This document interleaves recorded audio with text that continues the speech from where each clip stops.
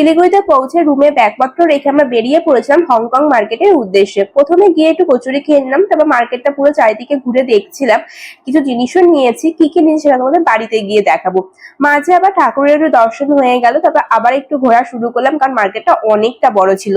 তারপর লাঞ্চটাও আমরা সেরে নিলাম। লাঞ্চে আজকে ছিল ভাত, ডাল, পাঁপড় ভাজা, একটা পাঁচমিশালি তরকারি।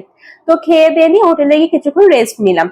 তারপর আবার সন্ধ্যার দিকে বেরিয়ে পড়লাম হোটেল থেকে সমস্ত জিনিসপত্র নিয়ে, রাত্রে খাবারটা কিনে নিয়ে তারপর বাসের ওখানে গিয়ে দাঁড়িয়েছিলাম। তারপর বাস আমাদের চলে এলো। তোমাদের বাসের ভিতরটাও আজকে আমি দেখিয়ে দিচ্ছি, যেহেতু আগের দিন আসার সময় দেখাতে পারি তাই আজকে দেখিয়ে দিলাম।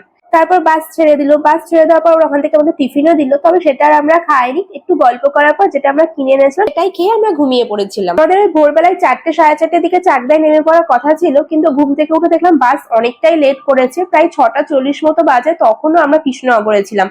যাই হোক, তারপর 7:30টার দিকে আমাদের চাকদায় এসে দাঁড়ালো বাস। তারপর সমস্ত ব্যাগপত্র ভ্যানে তুলে আমরা বাড়ি চলে এলাম।